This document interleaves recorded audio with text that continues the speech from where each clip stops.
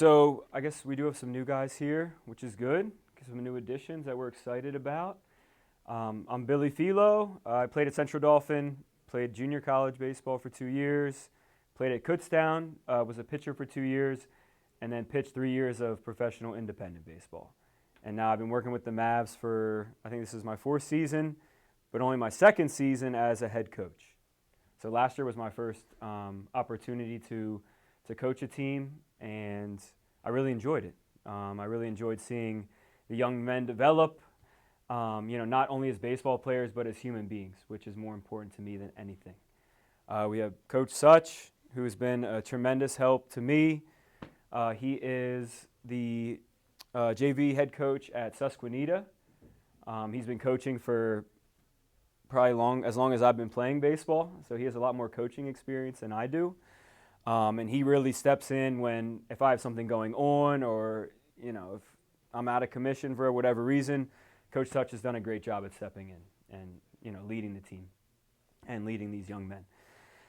And then the only other coach is a dad. If you want to call him a coach, he does Game Changer. He does help out a little bit, coaching, doing front toss or whatever during practice. But he's also a really good presence in the dugout. He doesn't say much, so he doesn't step on our toes. And he has a similar goals that we do. And he wants what's best for the guys and to develop them into the men that we want them to be. And he has a kid on the team, so obviously he's invested. Let's see. Oh, my goals. All right. So I think this is the most important part of the whole thing, of the whole meeting. My main goal is to develop the boys into men that are going to be able to lead and make a positive impact on the world. So, winning a tournament in June is going to be a lot of fun, right? That sounds great. But I'm more interested in what we're able to accomplish as a team developmentally, getting better at baseball and being better young men, which there's a lot of topics that we talk about before practice. We have Zoom sessions, talk a lot about mental health, being a leader, being a good teammate, doing well in school, being respectful, and having a positive impact on other people. So, if I can see every player kind of grow into themselves and develop into, a young man that's going to be a leader and a positive example, then I feel I've done my job, even if we don't win any tournaments. And that's just where I'm at. And then my second goal is obviously to improve from a baseball standpoint individually, get them ready to play high school baseball, to play JV and then varsity baseball, and then to improve as a team, which we really did last year. We improved a lot. Our first few tournaments were shaky. Thought we were in trouble in the beginning, but we really kind of stepped up as a team with meshing and getting more chemistry. And then that translated to playing better on the field. And where our last tournament in the fall, we came in second place, losing to a really good Hitmen team who they were all like 16U guys when we were just moving up to 15U. So I was really proud of the guys, and it was really cool to see how far we came. Just the guys being able to bond, become friends, rely on each other, back each other up, support each other. That meant a lot to me. My third goal is whoever wants to play college baseball, to help them get started on the path to playing college baseball, where we've had a few of these Zoom meetings already to talk with some coaches who, even if you're not interested in playing at the school, for example, next week we're talking to Penn State York, the head coach. He's going to talk to us on Zoom. If you have no interest in going to Penn State York, that's fine, but I advise you to still come on the Zoom because you can learn a lot about what these college coaches are looking for, what you should be working on, how they recruit, how you can put yourself out there. So I think they're really valuable, even if you're not interested in the specific school. And then whatever help you need from me, what do I do? What's the next step? How do I put myself out there? Coach Such and I are here to help you guys if you want to play college baseball. And if you don't want to play college baseball, that's fine too. But like I said, we're going to help you become a better man and a better baseball player either way. So don't feel like you have to play college baseball just because you're on this team. But we are doing 3 showcases, 3 regular tournaments. So just so everyone's aware of that. Parent expectations. I think positivity is key. Positivity is number one. You know, if your son has a bad game, obviously he didn't try to do bad, right? And my dad was really hard on me growing up, and it helped make me into the baseball player and the man I am today, for sure. I wouldn't have gone nearly as far if he wasn't forcing me to go outside in 20-degree weather and take 100 dry swings over the winter every single day, which I hated at the time, but it really did help me out. But he did have a habit of finding things that I did wrong instead of finding things that I did well. So, you know, when your son makes a mistake, obviously he knows it, right? We all know it. So maybe pointing out what they did well, even if it's being a good teammate, cheering his teammates on, keeping his head up after an error. These are all really important, you know, more important really than hitting a home run or, you know, pitching a complete game. So let's focus on what we did well. And, you know, the 24-hour rule is good if, you know, if you think your son could have did better, whatever, blah, blah, blah, you know, maybe don't talk to him right after the game because that, you know, the wound is fresh then, right? We're all, you know, we lost, maybe we're upset. So maybe just give him till the next day, then you can slowly start to maybe talk about what we could do better. Yeah. The question I've gotten a lot in the past from other teams I coached is, what do I talk to my kid about on the way home? Let them decide. Ask them what they want to talk about. If they want to talk about the tournament, then talk about it. If they don't. Good, bad, or whatever. Let them decide what you talk about on the ride back home. That way you don't make them feel worse about something. But ask them what they want to talk about and then talk about that. If they say, hey, I want to talk about my at-bats, then talk about the at-bats. But if they don't push the subject. Next, communication. Obviously, communication is one of the most important things to being on a team, right? And one of the most important things if you're going to college or going into the workforce, the work field, whatever, you know, communication with your boss, with your coworkers, with your peers, with your teachers is of the utmost importance. So for parents, you can text me is best. Sending me a message on Game Changer, I might not get it for days. Honestly, I don't really check it that much. But if you text me, you know, I should see it right away. Or you can call me too. Same for the boys. You guys, you can call me, text me, and I'll try to answer and respond as quickly as I can. And Coach Such is always there. And this guy loves to talk. So if you're looking to talk to somebody on the phone, give him a call. Maybe it'll give me a break for once. Yeah. He doesn't answer those. Or phone calls sometimes. If you can RSVP for all practices and games, it really helps us to be able to prepare for what we're going to do for practice, right, to have the plan. So if we know only, you know, 5 guys are coming, you know, the plan might be A. If there's 10 guys at practice, then we're going to go with plan B. So if we know, it really helps. And then players really should be communicating if you're not going to be there. You should send me a text directly, hey, I'm not going to be at practice, I have wrestling. Or, you know, I'm not going to be at practice, I'm playing a winter sport and I need a break. So, Brody, Chris, is anyone else playing a winter sport? And what are you wrestling? Basketball. Are you playing basketball? Nice. So if you guys are playing a winter sport and I know you practice Monday through Saturday, if you need a break on Sunday, you know, these practices are mandatory, but if you guys need a break, that's fine. You know, if you need to catch up on schoolwork, your body needs a break, mentally you need a break, take the break. And just text me, hey, coach, I need a break today. I'm not going to be there. If you're not playing a winter sport, you know, we would like you to be at every winter practice. Does that make sense? So we don't want to burn you guys out. You know, I know high school sports are a lot, and it's 6 days a week. And then the only other thing, our parents did a really good job with this last year, just staying positive during games. I didn't really hear any parent yell at an umpire, get in an argument with another parent from another team, say anything negative to a player. At least I didn't hear it. So let's continue that and keep up those good vibes where, you know, yelling at the umpire isn't going to help us at all with winning the game. Getting in arguments with the other parents and or players are not going to help us at all either.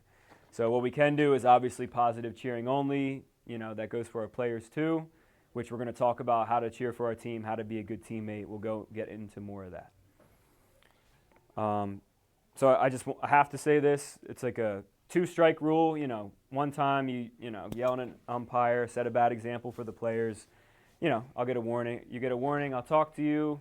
Please don't let it happen again. All right, so you don't get 3 strikes if you're a parent. You only get 2. Players get more than that. It's all good. So that's it for the parents, really. And like I said, you guys did a great job of that last year. So thank you for that.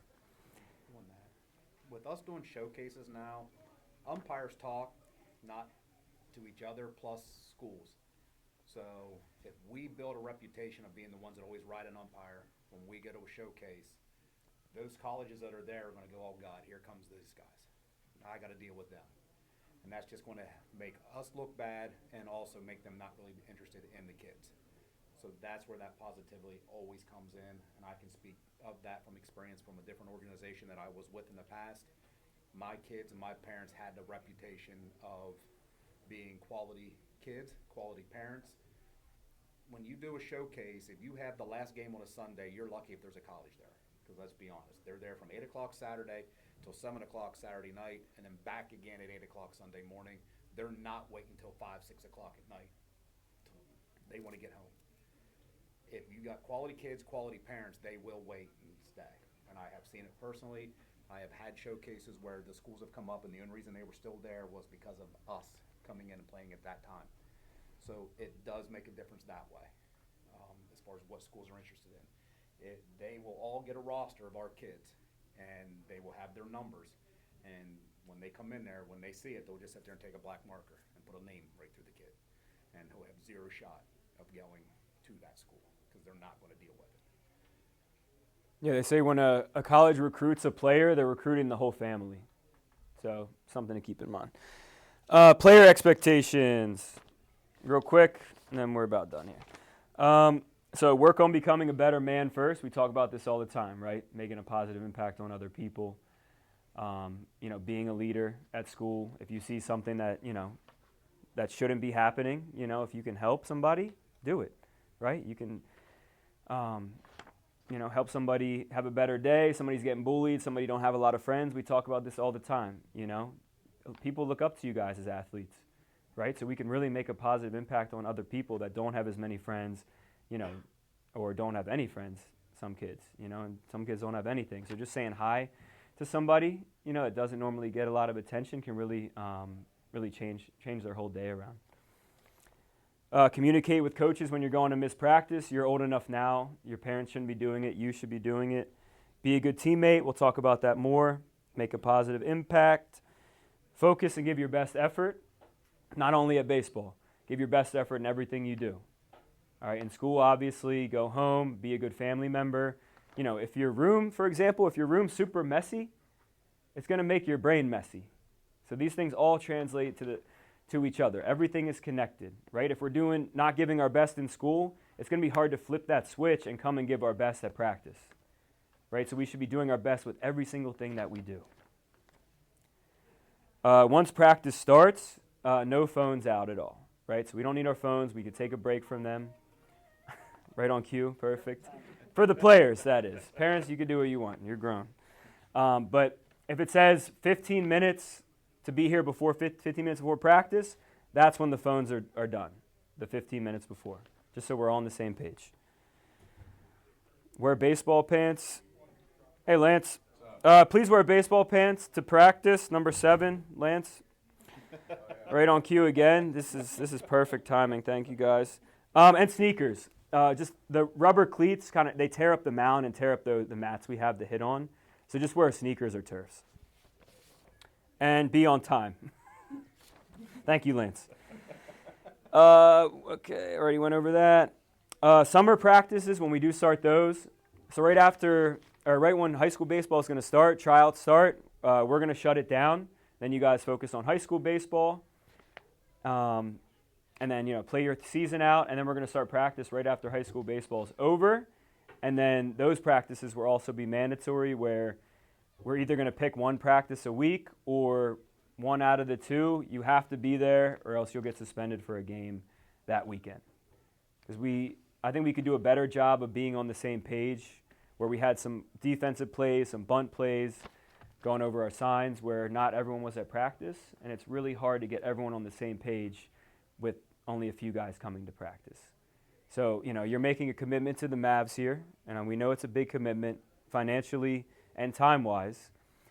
So, if they have to miss a rec game to come to practice, I think that they're getting the development with us, and I think that, not saying that their rec coaches don't know what they're doing. They could be great coaches, and I hope they are.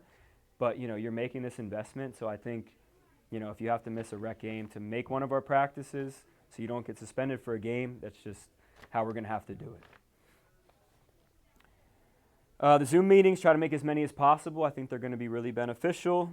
And that's about it. So for me last year, being first time coaching, obviously there's things I could have did better, things I was proud of myself for. I think I lost kind of like my goal, my mission, like in the beginning of the season when we were struggling, and I was like, maybe not visibly, but I was getting upset, maybe not being the best after the game, like because we were losing, we didn't look good. But, my mission and my goal is not to win baseball games, as weird as that sounds being a baseball coach. My mission and goal is to help develop young men.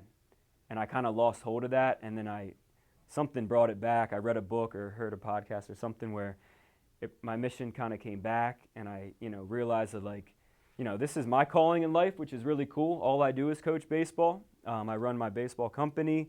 I do lessons and camps, and then all I do is coach. So, guys, for me, this is my life.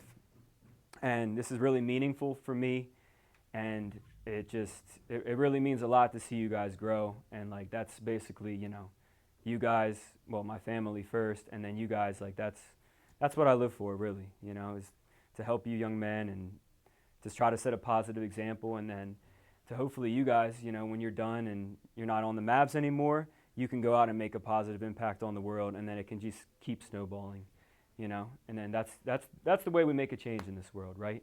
One small thing, you set a good example, another person does a good thing. We don't have to change everybody. We don't have to do these big, grandiose things. We do one simple act to help somebody once a day, and that's huge, and that'll snowball, and that'll take effect on other people. So that's why I'm here, and I'm really glad you guys are here, so thank you. Coach, you got anything else? I mean, like he said, my goal is to develop them.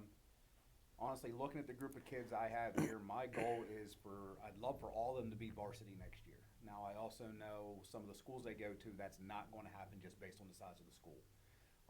But every kid I'm hoping makes their high school team, and I'm hoping everybody's varsity. That's my goal, is to develop them, get them to that point. And then again, help them do what they want to do going forward. The ones that want to go to college and play is get them in college. I've had a very good success rate of that in the past.